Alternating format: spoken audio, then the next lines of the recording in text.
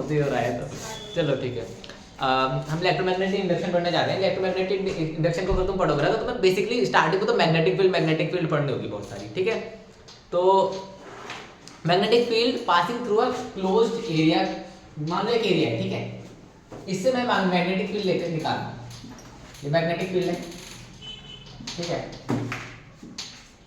तो इस एरिया से जो मैग्नेटिक फील्ड पास हो रही है उससे यहाँ पे क्या आएगा, मैग्नेटिक फ्लक्स आएगा, ठीक है। मैग्नेटिक फ्लक्स को मैं फाई से या फिर फाई बी से शो कर सकता हूँ, लेकिन मैं फाई से शो कर रहा हूँ, ठीक है। फाई इक्वल टू क्या होगा, magnetic field passing through the area, ठीक है। इसको तुम ऐसे भी लिख सकते हो कि phi is equal to magnetic field dot ds का इंटीग्रेशन कर लो, मतलब टोटल एरिया आ जाएगा उससे, या फिर टोटल एरिया मैं a मान दे रहा हूँ, तो magnetic field passing through area, ठीक है। सिंपल सा समझो कि यहाँ पे एक ऐसा लूप है, ठीक है, यहाँ से मैं मैग्नेटिक फील्ड फेंक के मार रहा हूँ, ठीक है। तो उस लूप से वो पास हो रही है, तो जितनी मैग्नेटिक फील्ड पास हो रही है from a given area is called magnetic flux. समझ में आया? फ्लक्स निकालने के लिए तुम्हें बीए करना होता है।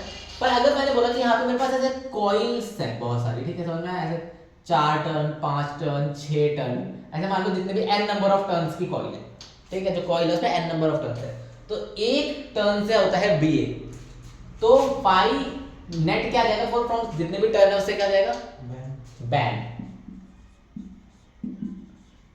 बीए इंटू एन, एन क्या है हमारे नंबर ऑफ टर्न्स है, समझ में आया? कोई दिक्कत?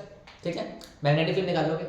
अच्छा, ये बी डॉट ए होता है, ठीक है, यहाँ पे देखो डॉट है, डॉट क्यों है यहाँ पे, क्योंकि देखो अगर मैं इसका एंगल बनाऊं, इस कॉइल का एंगल, तो ऐसा कुछ आएगा, मैग्नेटिक फील्ड की डायरेक्शन में एंगल क्या आ रहा है, 0 डिग्री, cos 0 क्या होता है 1, यानी इस टाइम पे जब एकदम ये परपेंडिकुलर है ना, परपेंडिकुलर, उस टाइम पे क्या आएगा, सबसे ज्यादा फ्लक्स आएगा, क्योंकि cos 0 1 होता है। लेकिन अगर मैं सेकंड केस की बात करूं, यहां पे मैं इस शेप की एक कॉइल, मतलब कॉइल इसी शेप की, इसमें मैंने टेढ़ा लगा दिया है, अब इसका जो एंगल है वो ये आएगा, इसका एंगल ये आएगा, है ना। कोई भी एरिया वेक्टर जब हम निकालते हैं तो उसके परपेंडिकुलर निकालते हैं, तो अब ये आ गया, और मैग्नेटिक फील्ड की डायरेक्शन ये है, तो एरिया और मैग्नेटिक फील्ड में कितना आ गया एंगल, 90 डिग्री।